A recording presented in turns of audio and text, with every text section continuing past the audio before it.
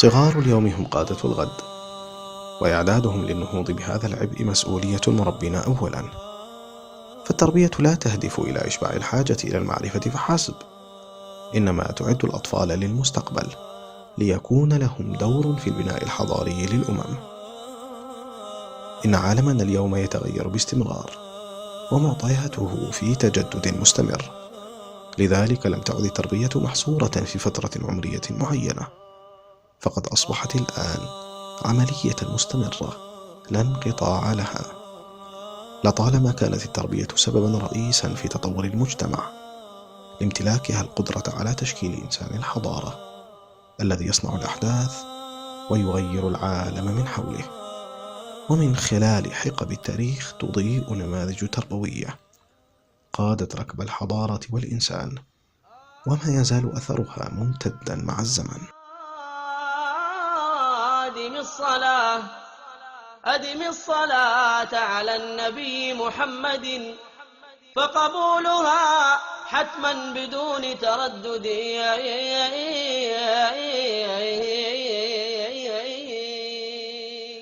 عندما نتحدث عن أثر التربية في بناء الإنسان وبناء الحضارة، فهناك بعض المجتمعات ركزت على التربية التكنولوجية، ركزت على التربية الجسدية، ركزت على التربية المادية، وبالتالي أوجدت إنسان يفكر تفكيرا ماديا محضا.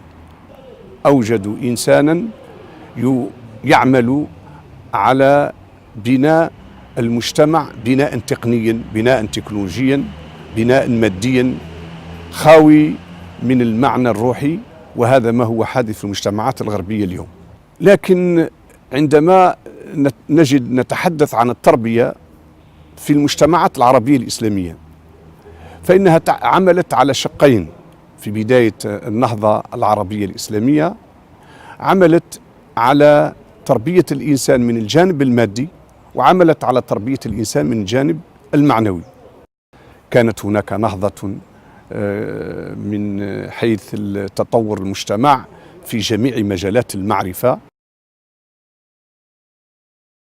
بعث هذه التربية من جديد يحتاج أن نتقصى آثارها، لنقف على الأسس والبدايات الأولى لنشوء المجتمع الإسلامي. هناك يظهر أعظم مرب عرفته البشرية، محمد صلى الله عليه وسلم، وأكمل أنموذج للتربية عرفته الحضارة يوما. وقد كانت أول خطوات هذا الأنموذج التربوي إعداد النبي صلى الله عليه وسلم لحمل الرسالة وتأهيله للنهوض بأعبائها. بالنسبة للنبي صلى الله عليه وآله وسلم، إذا أردنا أن نتكلم عن تربية الله سبحانه وتعالى لنبيه الكريم، فأول أمر لا بد أن ننبه إليه، وهو أمر مهم، هو بشرية الرسول صلى الله عليه وآله وسلم. لأن هذه النقطة التي ربما تغيب عن بال كثير من الناس تجعلهم يغفلون عن حقيقة تربية النبي صلى الله عليه وسلم وعن حقيقته صلى الله عليه وسلم. فالله عز وجل يقول عن نبيه: قل إنما أنا بشر مثلكم يوحى إلي. فالنبي صلى الله عليه وسلم أساسا هو بشر ككل البشر. الذي ميزه هو اصطفاء الله عز وجل له بالوحي، هذا الذي ميزه. هذه البشرية تستلزم أن النبي صلى الله عليه وسلم كان يحتاج للتربية، كان يحتاج للرعاية، كان يحتاج للتوجيه، كان يحتاج للقدوة، كان يحتاج لكل ما يحتاجه البشر.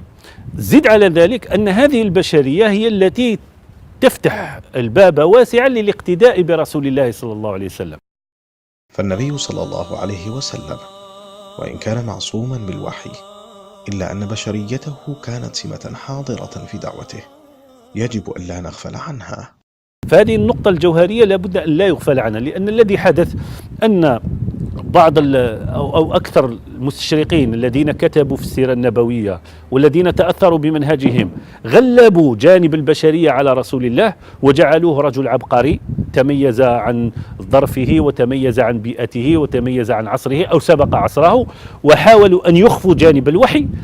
حدث رد فعل عند كثير من المسلمين وهم يتكلمون عن رسول الله صلى الله عليه وسلم في هذه الجانب، أنهم غلبوا جانب الوحي وجانب الاصطفاء بالرسالة على البشرية، حتى كأنهم محوا هذه البشرية، فصار الإنسان وهو يستمع عن النبي صلى الله عليه وسلم وعن صفاته وأخلاقه ووجوب الاقتداء به، كانوا يتحدث عن نموذج لا يمكن الاقتداء به. صنع النبي صلى الله عليه وسلم على عين الله وتحت رعايته ليهيئه لحمل الرسالة الخاتمة، وأول ملامح هذه الرعاية والعناية شرف نسبه، فقد كان من أوسط قريش نسبا وأرفعهم عمادا. فأول الأمر هو النسب الشريف الذي اختاره الله عز وجل له. فقال النبي صلى الله عليه وسلم في الحديث: إن الله قسم الخلق قسمين فجعلني من خيرهم، ثم اختار منها القبائل، ثم اختار من القبائل البيوت، ثم اختار النسب، ثم اختارني منهم فأنا خيرهم نفسا وقبيلة. فهذا الاختيار من قبيلة مثل قبيلة بني هاشم ومكانتها الدينية ومكانتها في العرب، هذا لا شك سيترك أثر في هذا الإنسان، لأنه الإنسان إذا كان من عائلة مثل هذه العائلة فهو يتشرب هذه الأخلاق النبيلة التي نجدها في الأسر الكبيرة، والتي كانت تطلع بمهام كبيرة في مكة، والتي كان لها تاريخ كبير من المآثر ومن الأمور الشريفة العالية.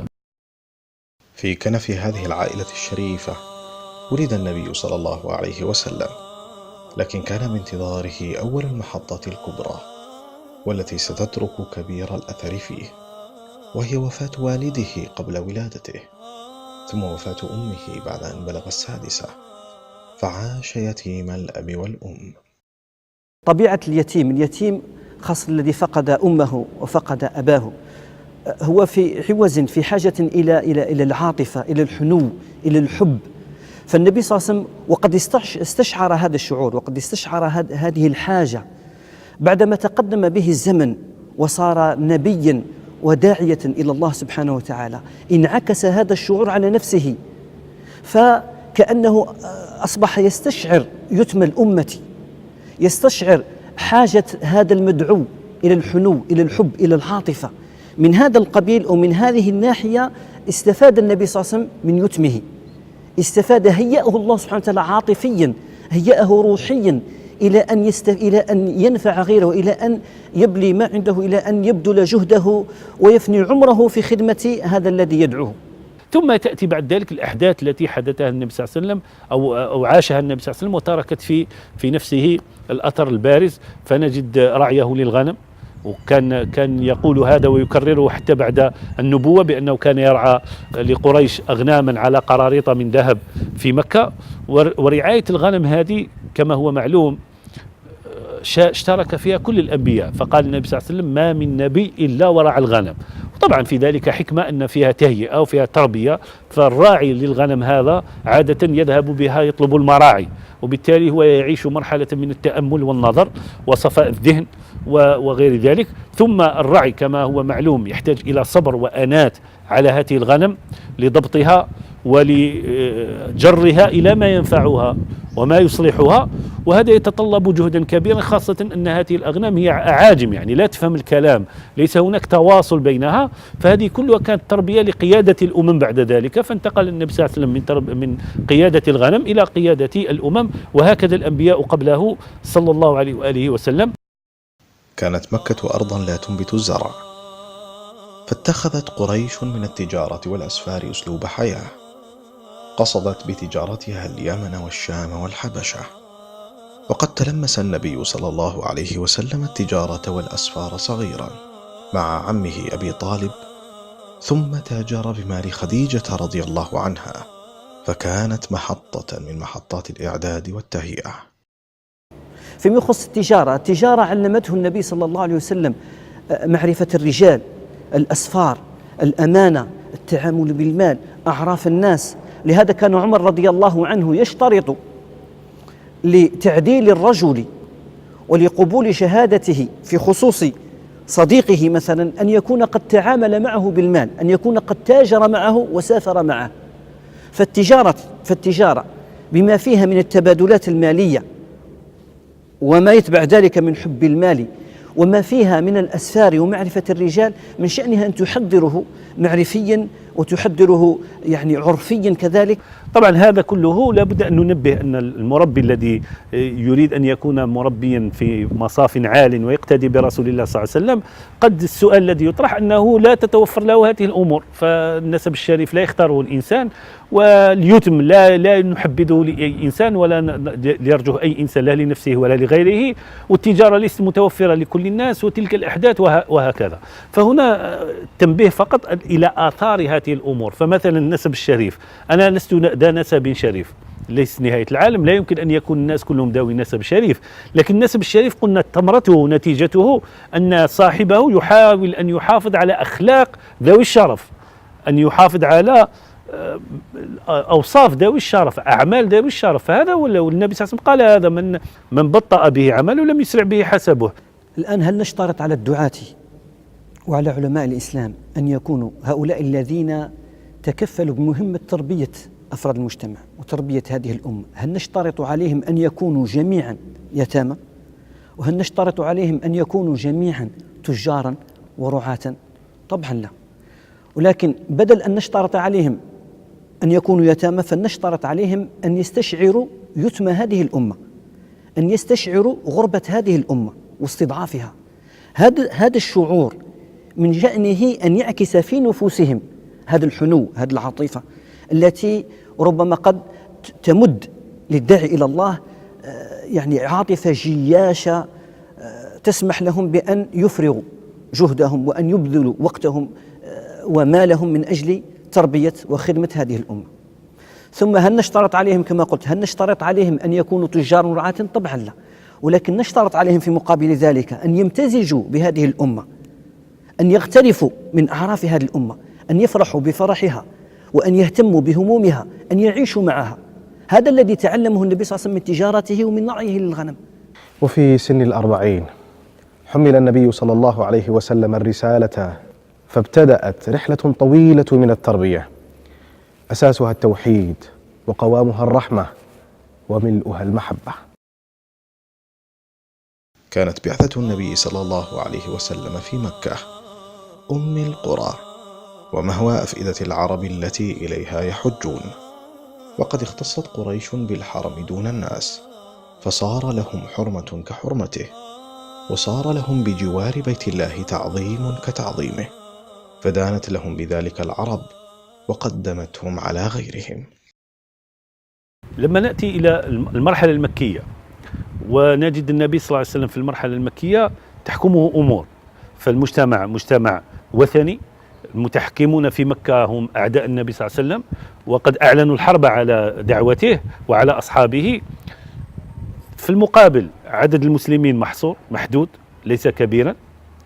درسنا في السيرة ما تعرض له النبي صلى الله عليه وسلم من اضطهاد، وما تعرض له أصحابه من اضطهاد وتعذيب وحتى قتل لبعض الصحابة رضوان الله عليهم.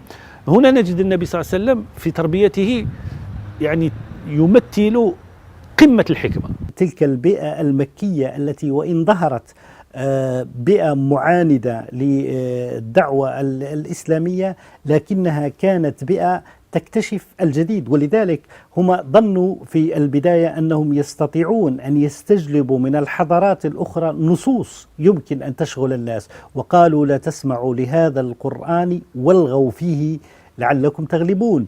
ثم ومن الناس من يشتري لهو الحديث ليضل به عن سبيل الله. لهو الحديث الذي كان أنهم جاءوا بملاحم من فارس وملاحم من عند الرومان بحسبانها بيئات حضارية فيها هذه المؤثرات التي كانت في تلك البيئات ليضعوها في السياق المكي. هنا نجد النبي صلى الله عليه وسلم في تربيته يعني يمثل قمة الحكمة، قمة الحكمة في التعامل مع هذا الظرف. فنجد النبي صلى الله عليه وسلم أولا راعى الأولويات في تربيته، فراعى الأولويات، وهذه الأولويات كما تشير عائشة قالت لم يكن أول ما نزل لا تشربوا الخمر ولا تفعلوا الزنا، فإنه لو نازل هذا ما تركها العرب، ولكن كان أول ما نزل أخبار القرون السابقة والأنبياء وغير ذلك حتى غرس فيهم الإيمان. فنجد النبي صلى الله عليه وسلم اتجه مباشرة إلى تغيير القيم، تغيير القيم، تغيير المبادئ، تغيير الفكر، تغيير نظرة هذا الإنسان للحياة، نظرته للكون. فهذا من حيث تربية الأولويات. وهنا نجد التشريعات كانت ناقصة. ففي الصلاة كما نعلم أن أغلب المرحلة المكية كانت الصلاة فيها ركعتين في الصباح وفي المساء، واللي هي أعظم شريعة أو أعظم شعيرة، ولم تفرض إلا في الإسراء والمعراج. نجد إشارات للزكاة، لكن نجد في العموم التركيز على العقيدة، بناء الإيمان، بناء الإنسان، ثم الجانب الأخلاقي. هذا الأمر الأول. الأمر الثاني نجد التدرج، أن النبي صلى الله عليه وسلم كان متدرجا، وهذا يتناسب مع القرآن. نزول القرآن كان متدرجا، والنبي صلى الله عليه وسلم كان متدرجا مع الناس، فكان يدعوهم للا إله إلا الله محمد رسول الله صلى الله عليه وسلم. وربما لم يزد على ذلك، إنما كان يريد أن يقلب الإنسان هذا من الكفر إلى الإيمان، من الشرك إلى التوحيد، من الجاهلية إلى الإسلام. هذا أساس الفكرة، ولم يكن ينتقل إلى الأمور الأخرى. تلك نجدها في المدينة، التشريعات والتفاصيل وغيرها من الأمور. ثم نجد أن النبي صلى الله عليه وسلم كان يحرص على الابتعاد عن الصدام، أنه يجنب الذين آمنوا به الصدام، كل أنواع الصدام، سواء الصدام الفردي أو الصدام المجتمعي، حتى وصل أنه طلب من أصحابه الهجرة إلى الحبشة حتى لا يصطدموا بهذا المجتمع. بعد 13 عاما من الدعوة والمكابدة والأذى في مكة، أذن الله لرسوله بالهجرة إلى المدينة، أين شيدت دعائم دولة الإسلام لأول مرة. نجد أن الرسول صلى الله عليه وسلم حتى مصطلحات اختيار المصطلح أن سمى يثرب بالمدينة لم يكن اعتباطا، وإنما لصناعة مدنية جديدة سوف يكون لها ما بعدها. وسراقة كان يلاحق الرسول صلى الله عليه وسلم في هجرته فيقول له ستلبس سوار كسرى. فهذا الامتداد الذي تلقاه محمد صلى الله عليه وسلم من الآية 9 من سورة الصف هو الذي أرسل رسوله بالهدى ودين الحق ليظهره على الدين كله. فهم محمد صلى الله عليه وسلم أنه بصدد التبشير برسالة سوف تهيمن على الأرض، سيبلغ هذا الدين ما طلعت الشمس كما في المعنى الحديث النبوي. مثل صحابة الرسول اللبنة الأولى في المجتمع الإسلامي الفتي، فكانوا الأساس الذي ستبنى عليه هذه الأمة، ويكون على عاتقهم إيصال هذه الدعوة إلى الناس كافة. استحقوا بذلك تربية خاصة ستكون المنوال الذي ينشد الاحتذاء به والسير على وفاقه. حيث أن الإسلام الذي تمثل في القرآن الكريم والسنة النبوية الشريفة عملت على بناء الإنسان في البداية معنويا، ثم أهلته هذا البناء المعنوي أهله إلى بناء مادي محض. وقد نجد في كثير من كتابات العلماء الأوائل يحثون على أن التربية في الإسلام هي التي تخرج الإنسانية من حد الهمجية إلى حد المدنية، يعني من حد الغريزة إلى حد الحضارة، إلى حد التحضر. لما نأتي إلى الأساليب التي استعملها النبي صلى الله عليه وسلم في التربية، العجيب أننا نجد النبي صلى الله عليه وسلم استعمل كل الأساليب التي يتكلم عنها المربون الآن، واستعملها بأسلوب غريب جدا. فنجد أن النبي صلى الله عليه وسلم استعمل القصة في التربية، استعمل المثل، استعمل الموعظة، استعمل الترغيب والترهيب، استعمل الثناء، استعمل العقاب والثواب، استعمل تصحيح الإخطاء، استعمل حتى التسامح في الأخطاء والتغافل عن الأخطاء. فهذه الأساليب كلها استعملها النبي صلى الله عليه وآله وسلم. حياة النبي صلى الله عليه وسلم كلها تربية وإصلاح للناس. في كل حالاته ومواقفه نجد معان تربوية أنشأت إنسانا ربانيا، فليس غريبا أن تتجاوز هذه التربية حدود الزمان والمكان. أكثر من يتناول تربية النبي صلى الله عليه وسلم سيلاحظ تربية النبي صلى الله عليه وسلم لصحابته رضي الله عنهم، ولكن ينسى أن النبي صلى الله عليه وسلم بهديه، بسمته، بأقواله، بما ورثناه قد ربى أمة كلها، وليس صحابته رضي الله عنهم. فقد ربانا نحن كذلك بهديه، بسمته، بسنته، بما ورثناه من هذه السنة، فقد ربانا كذلك. اليوم الشاب الملتزم المستقيم الذي يذكر الله حين يقوم وحين ينام، الذي يذكر الله بأذكار رسول الله صلى الله عليه وسلم حين يأكل وحين يجوع، هذا فقد رباه النبي صلى الله عليه وسلم. لقد تلمس المربون سبب هذا التأثير البالغ لتربية النبي صلى الله عليه وسلم لأمته، وبحثوا عنه فوجدوه في محبة النبي لمن يربي، محبته لأمته، محبته لكل الخلق. نتحدث عن حب الصحابة لرسول الله صلى الله عليه وسلم. من منا يجهل قول أبي سفيان: ما رأيت أحدا قول أبي سفيان: ما رأيت أحدا يحب أحد من الناس كحب أصحاب محمد لمحمد. لكننا نغفل أو نذهل عن حب رسول الله صلى الله عليه وسلم لصحابته رضي الله عنهم. هذا الحب هو الذي ساعده في تربيتهم، هذا الحب هو الذي جعله قدوة في أعينهم. فكان يقول: لو كنت متخذا خليلا لاتخذت أبا بكر خليلا. وكان يسمي أسامة بن زيد أو زيد بن حارثة الحب، وابنه أسامة بن زيد الحب بن الحب. وكان يقول لمعاذ: والله يا معاذ إني لا أحبك، وغيرها. يعني كان يحب الصحابة رضي الله عنهم. فالآن من أراد أن يؤثر في غيره، من أراد أن يربي الشباب، فعليه أن يقدم بين يديهم الحب في الله. كان محمد صلى الله عليه وسلم رحمة للعالمين، قدوة للمربين، وأسوة للخلق أجمعين. نجد النبي صلى الله عليه وسلم في كل لحظة وفي كل تصرف. نبدأ مع الأطفال، نجد النبي صلى الله عليه وسلم يقول: أنس يأتي إلى بيتنا فيكون لنا أخ اسمه أبو عمير له عصفور مات له فجعل له جنازة ودفنه، فيقول له: يا أبا عمير ما فعل النغير.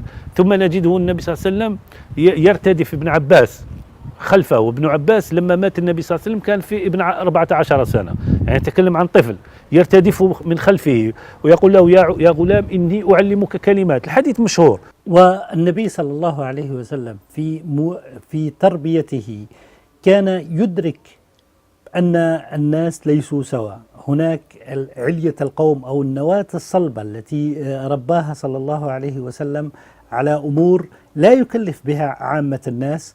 فنجد أنه في حديثه صلى الله عليه وسلم يقول: نعم الرجل عبد الله بن عمر لو كان يقوم من الليل، بينما يأتيه الأعرابي من أقصى البلاد أو من أقصى القبائل، فيدخل عليه صلى الله عليه وسلم للمسجد فيقول: يا محمد أرأيت إن شهدت أنك لا إله إلا الله وأنك رسول الله وصليت خمسي وحججت وصمت رمضان أدخل الجنة؟ فيقول صلى الله عليه وسلم: نعم. فيخرج من المسجد ويقول: والله لا أزيد عليهن. فيقول صلى الله عليه وسلم: إن صدق دخل الجنة.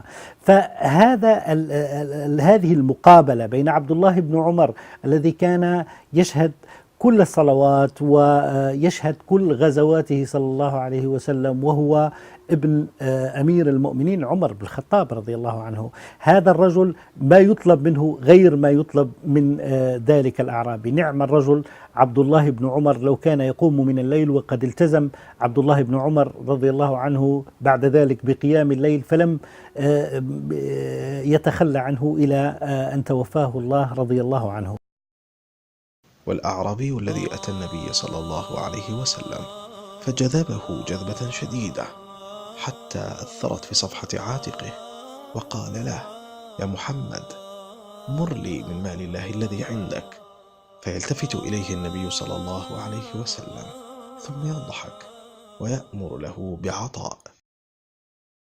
هؤلاء الأعراب على قسوتهم، على شدتهم، على جفائهم في تصرفاتهم، كان النبي صلى الله عليه وسلم يأخذهم بالرفق وباللين مراعاة لظروفهم، لأنهم جاءوا من بيئة قاسية لا ترى هذه الأمور، لا تعطيها قيمة، هذه الذوقيات لا تعطيها قيمة، ثم هم حديثو عهد بالإسلام، فكان النبي صلى الله عليه وسلم يترفق بهم حتى دخل في قلوبهم الإسلام، وكانوا هم بيضة الإسلام. فهذه التربية التي أخذ بها عالم المرأة أيضا، وعالم المرأة عالم حساس. كان صلى الله عليه وسلم يقول للرجل وهو يسوق الهودج رفقا بالقوارير، هذه المرأة وكأنها قارورة حتى لا تنكسر.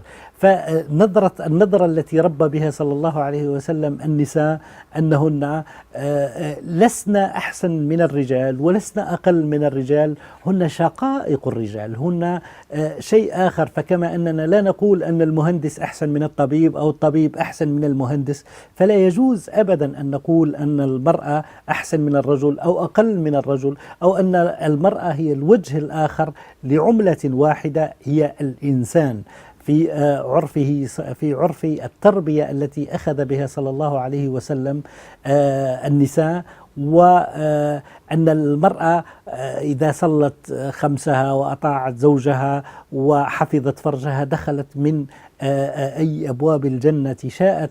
هذا المعنى الذي يجعل من المرأة التي لا قدر الله توفيت وهي حبلى فهي شهيدة وتدخل الجنة. كل هذه المعاني التي تجعل من المرأة أمك ثم أمك ثم أمك ثم أبيك، هذه كلها معاني ترفع من شأن المرأة.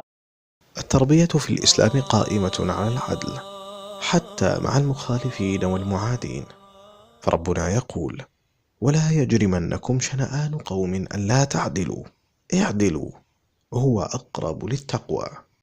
لما نتكلم عن التعامل مع المخالف، ربما قبل أن ننتقل للكلام عن الكفار نتكلم عن عنصر أخطر من الكفار، وكان في جسم المجتمع المسلم، اللي هو المنافقون.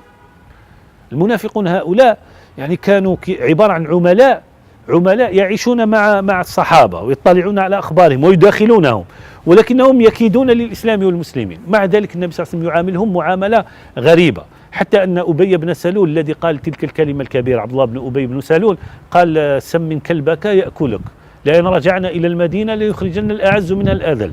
مع ذلك لما جاء ابنه عبد الله بن أبي سلول وكان من الصحابة، وقال للنبي صلى الله عليه وسلم: إذا أردت أن تقتله فمرني أن أقتله. النبي صلى الله عليه وسلم تعجب، قال: لا نقتله حتى لا يقول الناس محمد يقتله أصحابه، بل نبره إلى أن يلقى الله. وكذلك كان.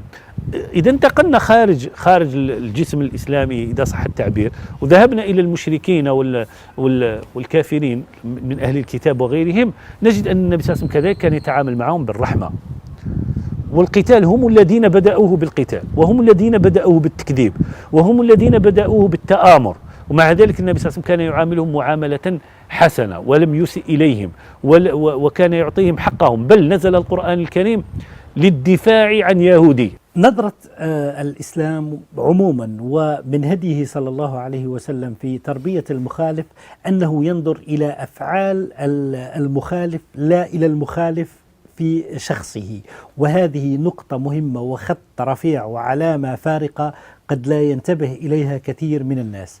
أن تكره من الناس أفعالهم، من المخالفين أفعالهم، لا أن تكره المخالف في ذاته. كان صلى الله عليه وسلم دائما يأمل في المستقبل ونظرة استشراف، عسى الله أن يخرج من أصلابهم من يكون في صفه صلى الله عليه وسلم وفي صف الحق الذي جاء به. فكان النبي صلى الله عليه وسلم يتعامل معهم بالعدل بل الإحسان مع هؤلاء، ورب الصحابة على هذا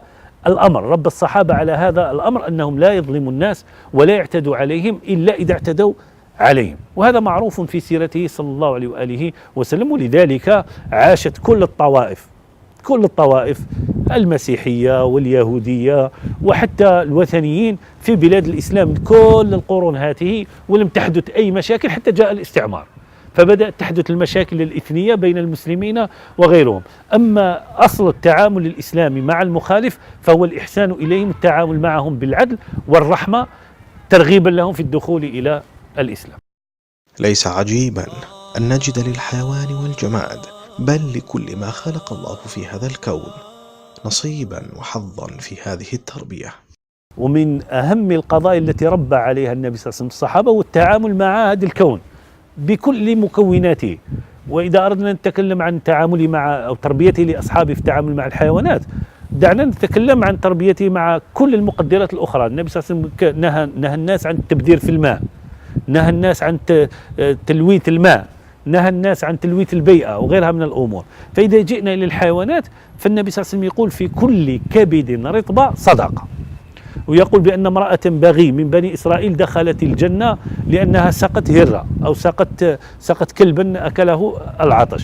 في مرة من الغزوات مر الصحابة على عش لطائر فوجدوا فيه فراخا فأخذوها، فجعلت تلك الفراخ تحوم فقال لهم انظر الكلمة، حتى الكلمة منتقاة، قال من فجع هاته اليمامة في صغارها، ردوا عليها صغارها. أن يخصص الرسول صلى الله عليه وسلم أحاديث كثيرة كما في البخاري أنه نهى صلى الله عليه وسلم على ضرب الحيوان على وجهه وعلى وسم الحيوان في وجهه. في كثير من الأحاديث الصحيحة الثابتة أنه صلى الله عليه وسلم كان ينهى على وسم الحيوان وضرب الحيوان بل عمليات المناطحة والتحريش بين الحيوانات التي للأسف كثير من في واقعنا إلى اليوم ما زالت موجودة، فهي منهي عنها نهيا قاطعا في أحاديث النبي صلى الله عليه وسلم. وأكثر من هذا، حتى الحيوان الذي هيئ لاستغلال البشر لأكل لحومه، فيقول إذا ذبحتم فأحسنوا الذبح وليحد أحدكم شفرته وليرح ذبيحته، وأن لا يرى الكبش السكين قبل ذبحه، وأن لا يرى الكبش الآخر وهو يسلخ أو يذبح. فكل هذه المعاني تعطينا هذه العاطفة الفياضة على هذه المخلوقات في حياته صلى الله عليه وسلم. وبالتالي نجد أن هذه التربية التي ظهرت في الإسلام تربية تعمل على بناء الإنسان، وقد نجد في القرن العشرين من نادى بهذه التربية التي تربي الإنسان في بعديه الروحي والمادي، مالك بن نبي رحمة الله عليه. فكتابه الظاهرة القرآنية أراد في هذا الكتاب أن يوصف لنا القيم العالية التي موجودة عندنا في الإسلام، بحيث أن هذا القرآن الكريم ينظر للمجتمع الإسلامي بنظرة متكاملة وليس بنظرة مجزأة كما تنظر إليها بعض النظريات التربوية الآن الموجودة في الفكر التربوي المعاصر. بعد أن أكمل الله دينه وبلغ نبيه رسالته وأدى واجبه في نصح الأمة وتربيتها، اختار الرفيق الأعلى يوم الاثنين 12 ربيع الأول من السنة 11 للهجرة، تاركا لأمته معينا صافيا وموردا عذبا وأساسا متينا ليس عليهم إلا الاجتهاد في إنزال قواعده على واقعهم وما يستجد فيه من نوازل على قدر الحاجة وحدود الاستطاعة. الحب شرط في التربية. الذي يلزمنا الآن لهذه الأمة هي القيادة الراشدة. ما هي القيادة الراشدة؟ القيادة الراشدة ليست هي الكفء التي تملك الوسائل التربوية، الوسائل العملية، الوسائل المنهجية للنهوض بهذه الأمة. لا، قبل ذلك القيادة الراشدة هي التي تهوي إليها الأفئدة، هي المحبوبة لدى الجماهير. فالحب عامل رئيس وعامل مركزي في التربية. ينبغي أن نغير أنفسنا بأنفسنا وما نملك من أدوات. يعني الإنسان لا يستطيع أن يبني ذاته إذا لم ينطلق من الأدوات التي هي عنده. فلا يستطيع الإنسان أن يتدرج في المعرفة بوسائل غيره أو بمعارف غيره إذا لم ينطلق من ذاته، فيتدرج في المعرفة بما يملك من أدوات ويبني هذه الأدوات شيئا فشيئا حتى يصل إلى المبتغى الذي يريد أن يصل إليه. طبعا كلمة أخيرة، الكلمات تضيق عن هدي النبي صلى الله عليه وسلم وتربيته. وربما هنا استحضروا قول الشاعر النصراني جورج سيليستي الذي يقول: يا سيدي يا رسول الله معذرة إذا كبى فيك تبياني وتعبيري، ماذا أوفيك من حق وتكرمة وأنت فوق ظني وتقديري. أمة من عبدة الأوثان يقطعون الرحم ويأكلون الميتة، ويأكل قويهم ضعيفهم، بل أكلوا ربهم إذ جاعوا. يرى عاقلهم الغواية ويستحبها على الرشد، ومذهبهم في ذلك. وهل أنا إلا من غزية إن غوت، غويت وإن ترشد غزية أرشدي. حتى تداركهم الله برحمة من عنده، فبعث منهم محمدا صلى الله عليه وسلم، وأمده بروح من أمره فأحياهم بها، فكانوا خير أمة أخرجت للناس. وإن هذه التربية التي أصلحتهم لا ريب مصلحة لنا. وبهذا نفهم قول ربنا: لقد أنزلنا إليكم كتابا فيه ذكركم أفلا تعقلون.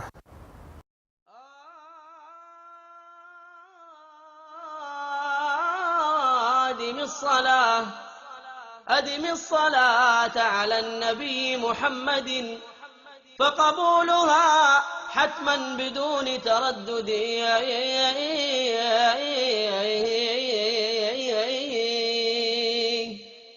أعمالنا بين القبول وردها إلا الصلاة على النبي محمد.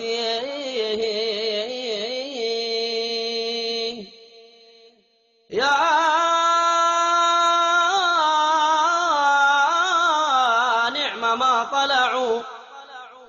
نعم ما طلعوا على وادي قباء، نعم القدوم ونعم ذاك المطلع.